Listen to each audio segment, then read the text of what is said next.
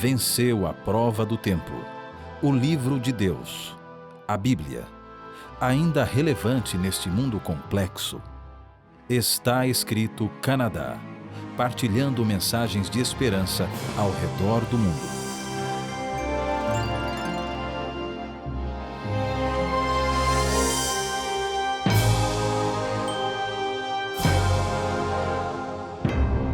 Nick Dionisopoulos era dono de um prédio em Cleveland, Ohio.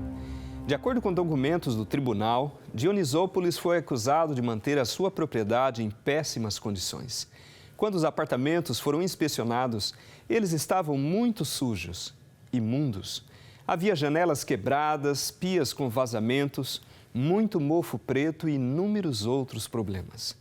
O juiz Ray Pianka, do tribunal de Cleveland, não ficou nada satisfeito. Para lhe dar uma lição que fosse significativa, o juiz multou em $100 mil americanos e condenou-o a 6 meses de prisão domiciliar. No entanto, para surpresa de todos, o juiz determinou que a prisão domiciliar deveria ser cumprida em um de seus próprios deteriorados e imundos apartamentos. Depois da sentença, algumas pessoas questionaram se o juiz tinha sido justo. Poderíamos questionar o mesmo. E apesar de acharmos essa história engraçada, é uma boa analogia para o nosso tema de hoje, a questão de julgamento e de justiça. Sabe, a Bíblia nos diz que vai haver um julgamento que decidirá o nosso destino eterno. Segundo Timóteo, capítulo 4, o verso 1, diz o seguinte: Conjuro-te, pois, diante de Deus e do Senhor Jesus Cristo, que há de julgar os vivos e os mortos na sua vinda e no seu reino. Jesus está vindo novamente e Ele julgará os vivos e os mortos. No entanto, será que você ficaria surpreso se eu lhe dissesse que cada um dos que vão para o céu irá participar do julgamento? É verdade. Cada um de nós que entrar nos portais celestiais será chamado a servir em um papel que vamos, na realidade, participar do julgamento da sentença. Hoje continuamos a série As Bem-aventuranças do Apocalipse. Hoje estamos na 5ª parte de uma série de 7. Se você deixou de assistir algum destes episódios, poderá encontrá-los no nosso website www.estaescrito.ca e assistir qualquer um dos nossos programas arquivados lá. No final do programa, também lhe daremos o número para nos contatar para encomendar a série completa em DVD. As bem-aventuranças do Apocalipse são 7 bênçãos que encontramos no livro do Apocalipse. Esse número 7 é tão significativo, não é? O Apocalipse tem 7 igrejas, 7 selos, 7 trombetas, 7 pragas e agora estamos descobrindo as 7 bênçãos ou bem-aventuranças. A 5ª destas bem-aventuranças encontra-se em Apocalipse capítulo 20, verso 6. Aqui encontramos o que a Bíblia tem a dizer. Bem-aventurados e santo é aquele que tem parte na primeira ressurreição. Sobre estes não tem poder a segunda morte, mas serão sacerdotes de Deus e de Cristo e reinarão com Ele 1000 anos. Há muito para considerarmos neste verso. Você reparou algumas destas palavras-chave? Primeira ressurreição, segunda morte, sacerdotes e 1000 anos. O que tudo isso significa para o povo de Deus? A bem-aventurança começa dizendo, como todas as outras, bem-aventurado. Como já foi mencionado, as palavras bem-aventurado ou abençoado significam feliz e alegre. No entanto, esta bem-aventurança inclui mais do que qualquer ou apenas felicidade e alegria. Além de ser abençoado, este verso diz, bem-aventurado e santo. A palavra santo inclui a ideia de pureza ou dedicação a Deus. Felicidade e a ideia de dedicação a Deus são também prometidas àqueles a quem esta bem-aventurança é dada. Quais são as características deste povo e de que tipo de atividades participam? Primeiro, eles fazem parte da primeira ressurreição. Alguns podem perguntar, existe mais do que uma ressurreição? Na realidade, a Bíblia indica que existem 2 ressurreições distintas. O próprio Jesus ensinou acerca deste assunto em João capítulo 5, versos 28 e 29. Não vos maravilheis disso, porque vem a hora em que todos os que estão no sepulcro ouvirão a sua voz, e os que fizeram o bem sairão para a ressurreição da vida, e os que fizeram o mal para a ressurreição da condenação. Existem duas ressurreições, uma para aqueles que fizeram o bem. Estes são o povo de Deus ao longo do tempo. Eles confiaram as suas vidas a Jesus Cristo e estão vestidos com as vestes de justiça. Agora são recompensados com a ressurreição da vida, a vida eterna. Mas existe uma segunda ressurreição, a ressurreição daqueles que fizeram o mal. Estas pessoas fizeram a escolha de viverem para si mesmos ao longo do tempo. João capítulo 5, verso 24, diz: na verdade vos digo que quem ouve a minha palavra e crê naquele que me enviou, tem a vida eterna, e não entrará em condenação, mas passou da morte para a vida. Aqueles que farão parte da segunda ressurreição são aqueles que não deram ouvidos à palavra de Deus, aqueles que não acreditaram nele e que, enfim, fizeram a escolha de viver uma vida com propósitos egoístas, ao invés de uma vida de acordo com os propósitos de Deus. Uma leitura superficial deste texto pode parecer que ele esteja indicando que a nossa salvação está baseada no que fazemos de bem ou mal. Então vamos rever o que a Bíblia diz sobre como somos salvos. A Bíblia deixa claro que somos salvos pela graça, e lemos isto em Efésios capítulo 2, versos 8 e 9. Porque pela graça sois salvos, por meio da fé. Isso não vem de vós, é dom de Deus. Não vem das obras para que ninguém se glorie. E Romanos 3, 24 também nos diz: sendo justificados gratuitamente pela sua graça, pela redenção que há em Cristo Jesus. Estas passagens nos lembram que somos salvos pela graça. No entanto, a Bíblia também diz que somos julgados pelas nossas obras. O próprio Jesus disse em Mateus capítulo 16, verso 27, porque o Filho do Homem virá na glória de seu Pai com os seus anjos, e então dará a cada um segundo as suas obras. As nossas obras, as nossas boas obras, são fruto de uma vida de salvação pela graça de Cristo. Na carta de Paulo a Tito, em Tito capítulo 3, versículos 5, 7 e 8, ele reitera esse texto quando diz: não pelas obras de justiça que houvéssemos feito, mas segundo a sua misericórdia, nos salvou pela lavagem da regeneração e da renovação do Espírito Santo, para que, sendo justificados pela sua graça, sejamos feitos herdeiros segundo a esperança da vida eterna. Fiel é a palavra, isto quero que deveras afirmes, para que os que creem em Deus procurem aplicar-se às boas obras. Estas coisas são boas e proveitosas aos homens. Ao entregarmos a nossa vida a Jesus, o Espírito Santo começa a trabalhar em nós e as nossas boas obras são resultado natural dessa experiência. Deus carinhosamente nos avisa para não praticarmos o mal na terceira carta de João, capítulo 1, verso 11. Amado, não imites o que é mal, senão o que é bom. Aquele que pratica o bem procede de Deus. Aquele que pratica o mal jamais viu a Deus. Nossos atos exteriores revelam o que há dentro de nós, o que vai dentro do nosso coração. João 5 não é o único lugar na Bíblia que fala de duas ressurreições. Em Daniel capítulo 12, verso 2, o anjo explica a Daniel da seguinte maneira: e muitos dos que dormem no pó da terra ressuscitarão, uns para a vida eterna e outros para a vergonha e desprezo eterno. A primeira ressurreição é a ressurreição dos salvos. Eles ressuscitam para a vida eterna. 1 Tessalonicenses capítulo 4, versos 16 a 18, fala desse dia glorioso quando Jesus virá para nos levar para casa. Porque o mesmo Senhor descerá do céu com alarido e com voz de arcanjo e com a trombeta de Deus, e os que morreram em Cristo ressuscitarão primeiro.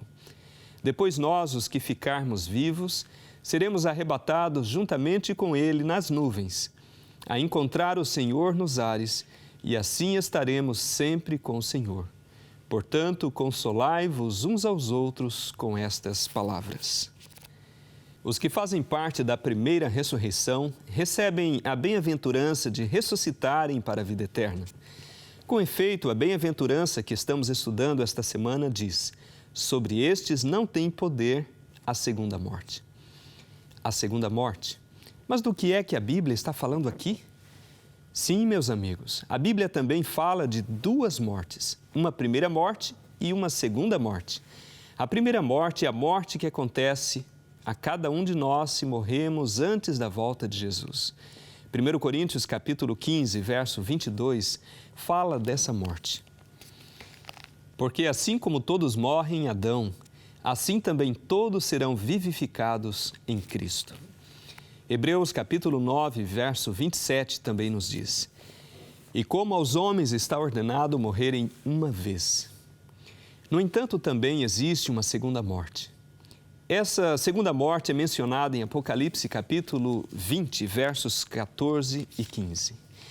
E a morte e o inferno foram lançados no lago de fogo. Esta é a segunda morte. E aquele que não foi achado escrito no livro da vida foi lançado no lago de fogo.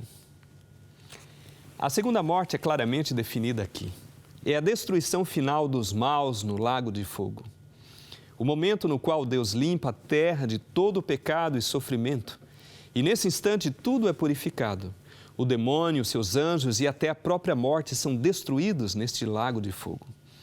1 Coríntios capítulo 15, verso 26, diz-nos que a morte é destruída. Ora, o último inimigo que há de ser aniquilado é a morte. Infelizmente, também haverá pessoas que serão lançadas no lago de fogo. O fogo do inferno é configurado para acabar propriamente com o problema do pecado e com o autor do pecado. Mateus capítulo 25, verso 41, indica isso claramente. Então dirá também aos que estiverem à sua esquerda: apartai-vos de mim, malditos, para o fogo eterno, preparado para o diabo e seus anjos. O fogo do inferno nunca foi destinado à humanidade, mas infelizmente aqueles que escolheram fazer o mal e recusaram a dádiva da salvação de Deus terão esse destino final. Meus amigos, a primeira ressurreição é para aqueles que recebem a recompensa do céu. A recompensa que é mencionada em 1 Coríntios capítulo 15, versos 51 a 54. Eis aqui vos digo o mistério. Na verdade, nem todos dormiremos, mas todos seremos transformados. No momento, no abrir e fechar de olhos, ante a última trombeta, porque a trombeta soará e os mortos ressuscitarão incorruptíveis, e nós seremos transformados. Porque convém que isto que é corruptível se revista da incorruptibilidade, e que isto que é mortal se revista da imortalidade. E quando isto que é corruptível se revestir da incorruptibilidade, e isto que é mortal se revestir da imortalidade, então cumprir-se-á a palavra que está escrita: tragada foi a morte na vitória. O céu será um lugar de grandiosa paz, perfeita saúde e perfeita felicidade. Não existirá mais morte, nem doença. Consegue imaginar isso? O texto que estamos estudando hoje, a quinta bem-aventurança no livro do Apocalipse, capítulo 20, verso 6, termina com as seguintes palavras: mas serão sacerdotes de Deus e de Cristo e reinarão com Ele 1000 anos. A bem-aventurança que é prometida é que, além da promessa da primeira ressurreição, o povo de Deus reinará como sacerdotes de Deus por 1000 anos. Ao que esta promessa está se referindo? Entre a primeira e a segunda ressurreição acontece algo de especial. Quando Jesus regressar para levar o seu povo para o céu, depois da primeira ressurreição, os maus continuarão mortos nesta terra por 1000 anos.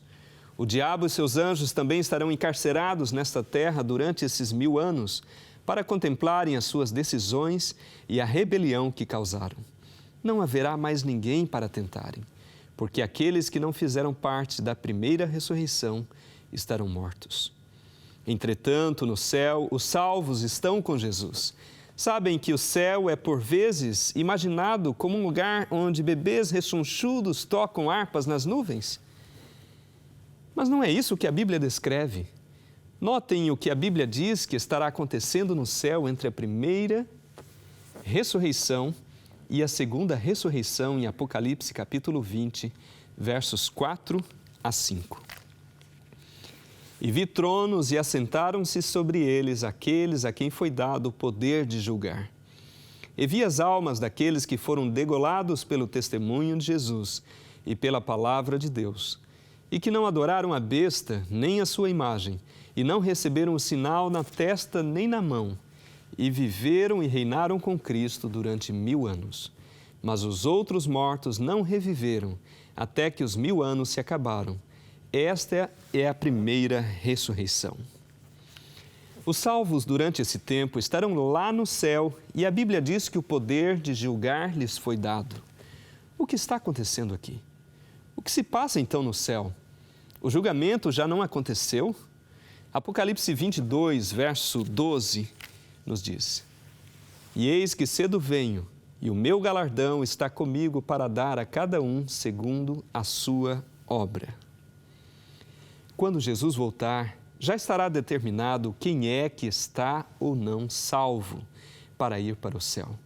Portanto, se Jesus já julgou, o que estaria então se passando aqui? 1 Coríntios capítulo 6, versos 2 a 3, esclarece essa ideia. Não sabeis vós que os santos hão de julgar o mundo? Ora, se o mundo deve ser julgado por vós, sois porventura indignos de julgar as coisas mínimas? Não sabeis vós que havemos de julgar os anjos? Quanto mais as coisas pertencentes a esta vida? Os salvos no céu julgarão o mundo e os anjos. A maior ironia da história da humanidade é que Deus permite que os salvos de todos os tempos façam o julgamento. O que é que eles estão julgando então? Bem, se Deus já julgou entre os bons e os maus, então só resta uma coisa para os anjos julgarem. Eles estarão julgando o julgamento de Deus. Numa decisão surpreendente, Deus coloca o seu próprio caráter em risco ao permitir que os salvos de toda a história da humanidade o julguem. A acusação original de Satanás era que Deus não era confiável. Agora, o próprio Deus disponibiliza toda a informação para que todos possam ter a plena certeza de que podem confiar em Deus. Aqueles que fizeram parte da primeira ressurreição também servem como sacerdotes de Deus e de Cristo. Um sacerdote do Antigo Testamento era o representante do povo perante Deus. Um sacerdote servia de mediador ou de um advogado entre o povo e Deus. De fato, a Bíblia apela a todos os crentes para serem sacerdotes. Em Êxodo, capítulo 19, verso 6, a Bíblia nos diz: E vós sereis reino sacerdotal e povo santo.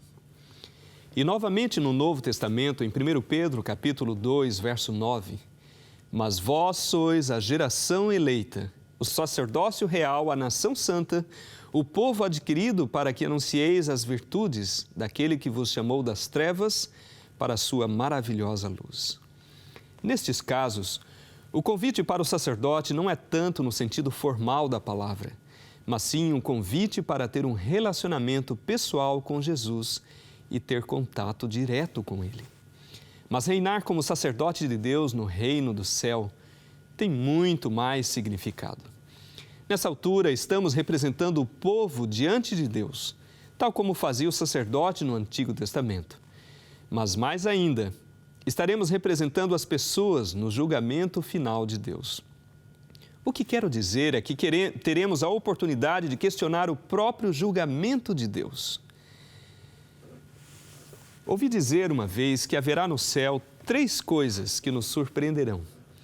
Primeiro, ficaremos surpreendidos por estarmos lá. Segundo, ficaremos surpreendidos porque alguns não estão lá. E terceiro, ficaremos surpreendidos por aqueles que estarão lá. Ao julgarmos o julgamento, poderemos ter a resposta a todas estas perguntas. Não haverá dúvida que no final desta investigação, aqueles que têm servido como sacerdotes de Deus e de Cristo terão apenas uma resposta. Como diz parte do Cântico de Moisés, gravado em Apocalipse 15, eles clamarão: justos e verdadeiros são os teus caminhos, ó Rei dos santos. Querido amigo, Jesus deseja que você faça parte da primeira ressurreição. Você não gostaria de fazer parte dela? O céu será uma reunião gloriosa, um reencontro com familiares e de amigos que já partiram. Será uma reunião que nunca mais terminará. Mas o momento mais importante deste encontro será a oportunidade, como raça humana, de nos encontrarmos com Jesus. Foi Ele que morreu por nós, foi Ele que nos veio salvar e é Ele que o convida hoje a tomar a decisão de lhe abrir a porta do seu coração. Jesus convida-nos a termos um relacionamento pessoal com Ele. Em Apocalipse capítulo 3, versos 20 a 21, Ele diz: eis que estou à porta e bato. Se alguém ouvir a minha voz e abrir a porta, entrarei em sua casa e com ele cearei e ele comigo. Ao que vencer, lhe concederei que se assente comigo no meu trono, assim como eu venci e me assentei com meu Pai no seu trono. Ele é aquele que tudo superou. Ele é um vencedor. Porque Ele venceu todas as coisas, nós podemos vencê-las também. Ele está esperando. Você vai convidá-lo a entrar em seu coração hoje. Ele quer que façamos parte daquela reunião gloriosa lá no céu. Por que não toma hoje a sua decisão? Maravilhoso Deus, louvado seja o Teu nome, porque podemos compreender a Tua palavra e ter a esperança, Senhor, da vida eterna através de Jesus. Te agradecemos pelo privilégio que nos dás e que darás a todos os salvos de poderem participar do julgamento e poder compreender, Senhor, que Tu és justo, Tu és fiel, todas as Tuas coisas são corretas. Agradecemos, Senhor, pelo privilégio de conhecer a Tua palavra e especialmente pela esperança que nos dás. Nós te agradecemos e pedimos a Tua graça sobre todos aqueles que nos ouvem, que o Senhor esteja com cada um deles, dando-lhes paz e a esperança também da vida eterna. Em nome de Jesus nós te oramos. Amém.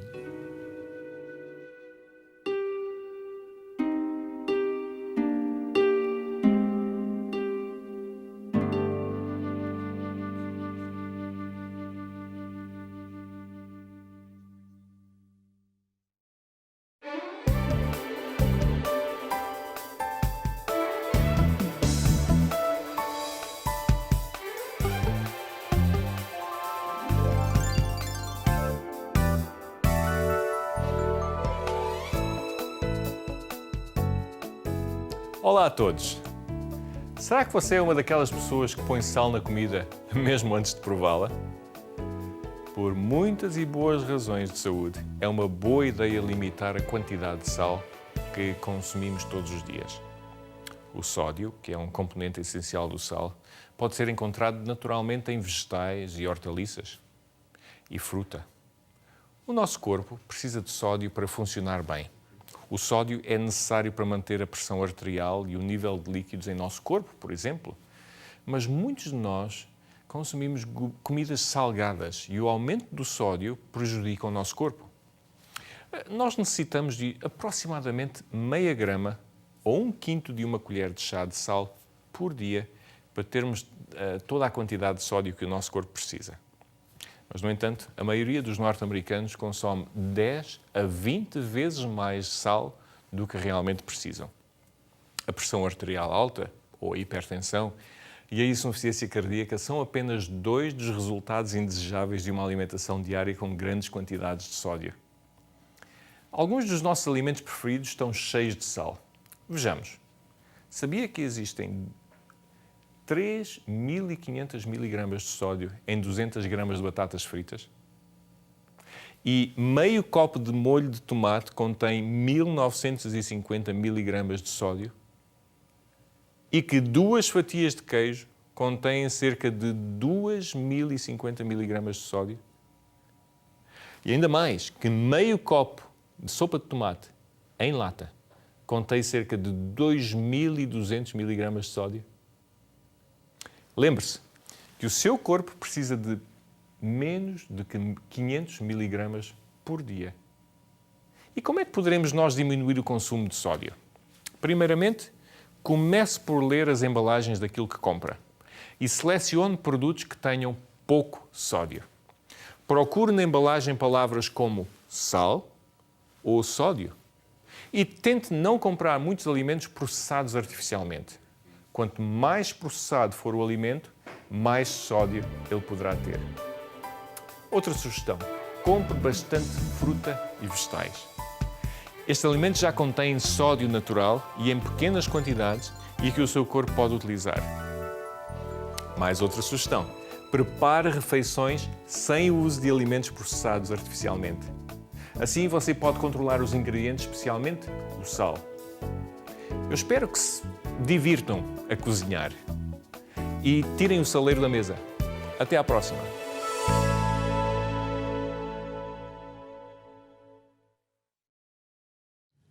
Espero que você tenha apreciado o programa desta semana.